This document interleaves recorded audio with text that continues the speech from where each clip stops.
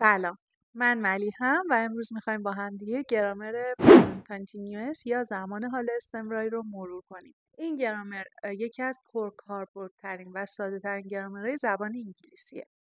قبل از اینکه شروع کنیم ازت میخوام که اگر پیج من برات مفیده سابسکرایب کنی، ویدیوم رو لایک و برای هر کس که فکر میکنی بهش نیاز داره شیر کنی. حالا بریم با هم یاد بگیریم که چه زمانی باید از گرامر present continuous استفاده کنیم و ساختارش به چه شکله. اولین قدم میریم سراغ ساختارش توی جملات affirmative یا مثبت.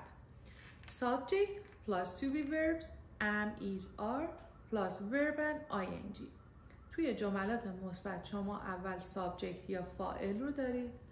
Then to be verbs افعال to be یعنی am, is و are. And after that verb plus ing. بعد از اون فعل اصلیتون به همراه ing نوشته میشه. Here we have a chart. من اینجا یه جدول براتون کشیدم که برای تمام فایل ها مثال براتون نوشتم. Number 1. I am teaching. You are watching a video. He's talking on the phone. She's listening to music. It's raining. We are having lunch. They are playing football. همونطور که تو این جدول میبینید I, you, he, she, it, we, they subject یا فایل های ما هستن. بعد از اونها افعال to be یعنی am, is و are رو نوشتم و بعد از افعال to be فعل اصلی من به همراه ing نوشته شده. مثل چی؟ مثل teach, watch, talk, listen, rain, have, play. ساختار بعدی درباره جملات نگاتیو یا منفی هستش. Subject plus to be verb plus not plus verb with ing. ساختارش مثل همون جملات مثبته، تنها تفاوتی که داره شما باید بعد از افعال to be یعنی am, is و are not اضافه کنید. Again we have a chart. دوباره یه جدول دیگه اینجا داریم. I'm not teaching. You're not watching the video. He's not talking on the phone. She's not listening to music. It's not raining. We are not having lunch. They're not playing football. دوباره اینجا توی جملات من بعد از افعال to be یعنی am, is و are not اضافه شده و جمله های من رو به شکل منفی در آورده. یعنی ما در حال انجام این کارها نیستیم. For example, he is not talking on the phone یعنی اون با تلفن صحبت نمیکنه. Okay. And the next structure ساختار بعدیمون راجع به جملات سوالیه.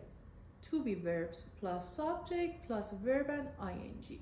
شما برای اینکه جملات سوالی بسازین تنها کاری که باید بکنید جای subject و افعال to be رو با هم دیگه عوض میکنید. Look at the chart. Am I teaching? Yes you are. No you aren't. من فقط جای I و am رو با هم دیگه عوض کردم و یه سوال پرسیدم. جوابتونم که یا yes یا no دیگه بسته به شرایطی که توش هستی. Are you watching a video? Yes I am. No I'm not. Is he talking on the phone?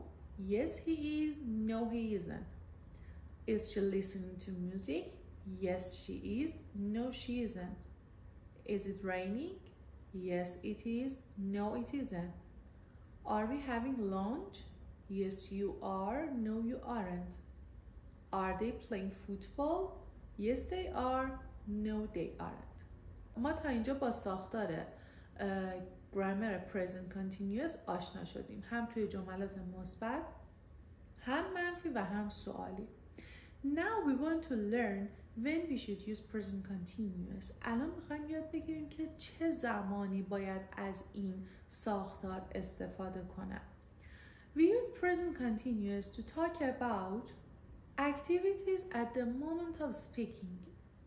فعالیت هایی که الان در حال انجام شدنن. پس وقتی ما میخوایم راجع به کارهایی که الان داریم انجام میدیم صحبت کنیم باید از زمان حال استمراری استفاده کنیم. Please be quiet. The children are sleeping. الان که ما داریم با هم صحبت میکنیم بچه ها خوابیدن، پس بهتره که ساکت باشیم. The children are sleeping. Another example. Can I take the message? Jack is taking shower. الان که من دارم تلفنی صحبت میکنم با یه شخصی، جک در حال دوش گرفتنه. پس من باید از زمان حال استمراری استفاده کنم.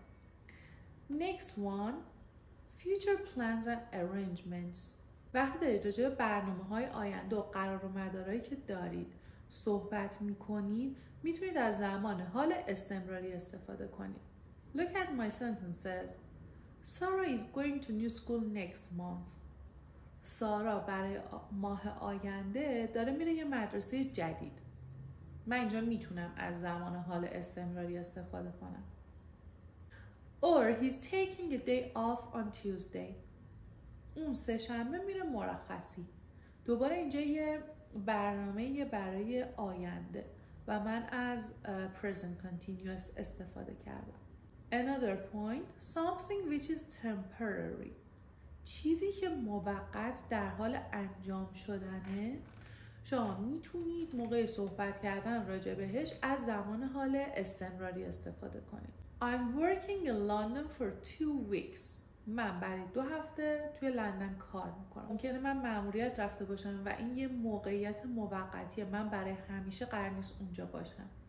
پس از زمان حال استمراری استفاده میکنم. Or he's studying history at university. اون توی دانشگاه تاریخ میخونه. این دوباره یه شرایط موقتیه، برای همیشه قرار نیست توی دانشگاه باشه و این رشته رو بخونه. Something which is changing and growing. چیزی که در حال تغییر و رشده. یه چرخه در حال تغییره، توی یه موضوعی داره رشد میکنه، گسترش پیدا میکنه و بهتره که ما از این گرامر براش استفاده کنیم. For example, the children are growing up rapidly. بچه ها خیلی زود بزرگ میشن. اینجا بچه ها در حال رشدن. پس من باید ing به فعلم اضافه کنم. Or your English is improving. زبان انگلیسی شما در حال بهبوده. توانایی شما توی زبان انگلیسی داره بهبود پیدا میکنه، در حال تغییره. پس من دوباره از ing توی جمله‌ام استفاده میکنم. And the last one, something which happens again and again. چیزی که دوباره و دوباره اتفاق میفته و تکرار میشه. یه چرخه ما داریم که مدام در حال انجامه، یه اتفاقی چندین بار توش تکرار میشه. پس من باید از زمان حال استمراری استفاده کنم. It's always raining in London. همیشه توی لندن بارون میاد. میبینین یه چرخه هی داره تکرار میشه، بارندگی هی توی لندن تکرار میشه و من باید ing اضافه کنم به فعلم. They're always arguing. اونا همیشه بحث میکنن، یه کاری رو چندین بار تکرار میکنن. پس من از ing استفاده میکنم. ممنونم که این ویدیو رو تا انتها تماشا کردین. ویدیوهای دیگر از دست ندین که داریم تمام گرامرهای انگلیسی رو با هم کاور میکنیم.